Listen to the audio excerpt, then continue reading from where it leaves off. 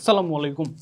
HSC ২৮ বা তোমরা যারা ফার্স্ট ইয়ার আছো, তোমাদের সাথে অ্যাডমিশন নিয়েও কিছু কথাবার্তা আর কি আমরা এখন থেকে বলতে যাচ্ছি। তার কারণটা হচ্ছে কি, তোমাদের অবশ্যই সবার টার্গেট থাকে, এবং আগে থেকে টার্গেট ফিক্স থাকা ভালো।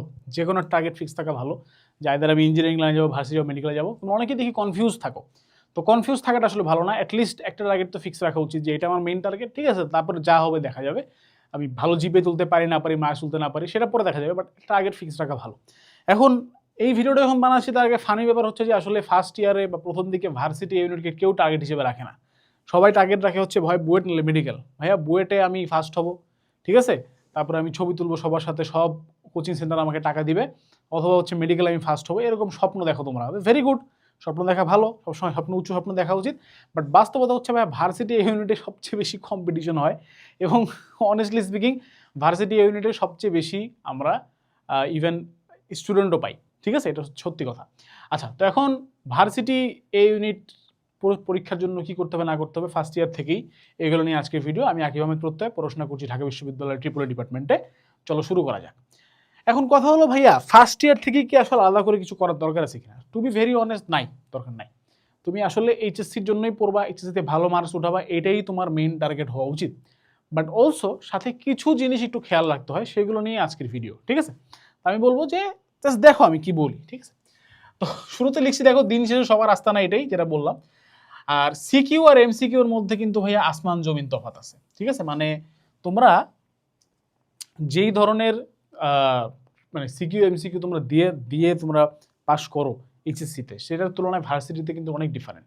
মূল ডিফারেন্ট যেটা, সেটা হচ্ছে ভাইয়া ক্যালকুলেটর নাই, ঠিক আছে?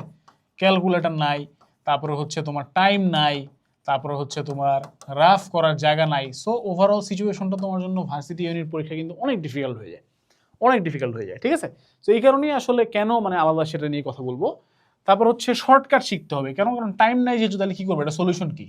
শর্টকাট শেখা, ঠিক আছে? রাফ করার জায়গা না, এটা সলিউশন কি? শর্টকাট শেখা।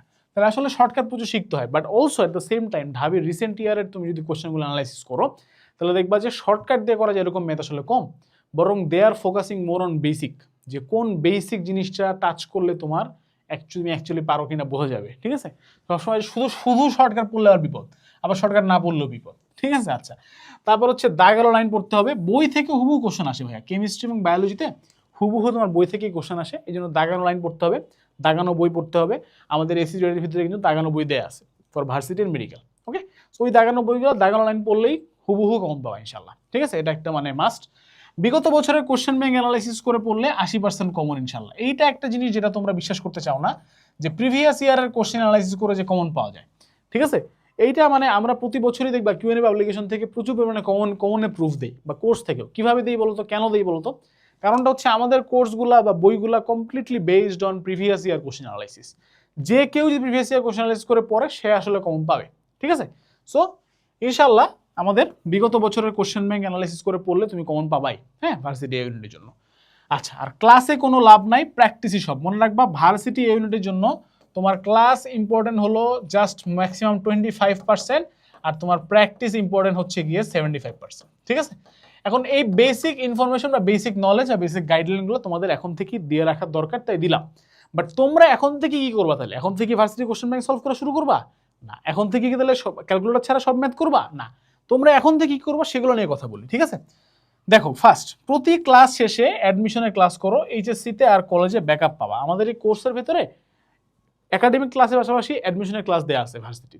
তো তুমি প্রত্যেকটা একাডেমিক ক্লাস শেষে অ্যাডমিশনের ক্লাসটা একটু দেখো, তাহলে অটোমেটিক্যালি তুমি বুঝতে পারবা যে লেভেলটা কোথায় কতটুকু বাড়াইতে হবে তোমার। এবং তার সাথে মনে রাখবা, কলেজের পরীক্ষাগুলো কিন্তু একটু কঠিন হয় ভাইয়া। কলেজের পরীক্ষাগুলো কিন্তু হুবহু এইচএসসি স্ট্যান্ডার্ড হয় না। কঠিন হয় না বলো? সেই কঠিন পরীক্ষাগুলো ব্যাকআপের জন্যও কিন্তু তোমার কি এই অ্যাডমিশনের ক্লাসগুলো অনেক হেল্পফুল হবে।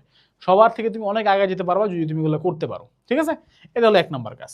2, এমসিকিউতে কেউ পড়ায় না, নিজ দায়িত্বে পড়তে হবে। অর্থাৎ তুমি যত বেশি হচ্ছে এমসিকিউ প্র্যাকটিস করবে, বিশেষ করে অক্ষরপত্রের যে বইগুলো আছে, এর ভিতরে দেখবা প্রচুর পরিমাণে এমসিকিউ দেওয়া আছে।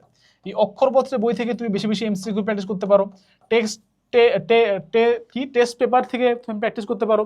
আমাদের এখানে এমসিকিউ পরীক্ষা এক্সাম দেওয়া আছে এসি জয়েটি কোর্সের ভিতরে, এখান থেকে তোমরা করতে পারো। ইভেন তোমরা যেখান থেকেই করো না কেন, কিউএনএর বই থেকেও করতে পারো। যেখান থেকেই করো না কেন, যত বেশি তুমি এমসিকিউ আগে থেকে প্র্যাকটিস করবা তত বেশি তোমার ভার্সিটি ইউনিটের পরীক্ষা ইজি হবে, এটা মনে রেখো, ঠিক আছে?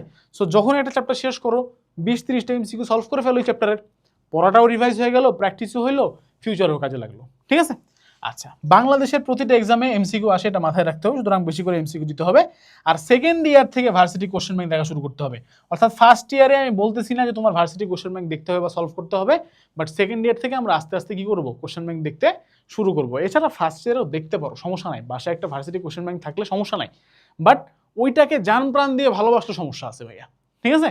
কারণ ওইটা ভার্সিটি কোশ্চেন ব্যাংক, তোমার তো এখন দরকার এইচএসসি, তুমি এইচএসসি সব পারো না, তাহলে আগেই লাভ দেওয়া দরকার নাই। তারপর রাখতে পারো বাসায়, একটু দেখলা উল্টায় যে কি ধরনের প্রশ্ন আসে, আইডিয়া থাকলে কি হয়, পড়াটা ইজিয়ার হয়, ঠিক আছে? তাহলে তোমার অটোমেটিক্যালি জার্নিটাও ইজিয়ার হয়। তো যাদের টার্গেট ভার্সিটি ইউনিটে পড়া বা একসময় টার্গেট হবে, আমি বলবো টার্গেট হোক বা না হোক, এই জিনিসগুলো কিন্তু ভাই কোনোটাই তোমার লস হবে না। তুমি যদি অ্যাডমিশনের ক্লাস করো একটা করে, তুমি যদি হচ্ছে এমসিকিউ প্র্যাকটিস করো, তুমি যদি হচ্ছে ভার্সিটি কোশ্চেন ব্যাংক দেখো, তোমার কোনো লস হবে না।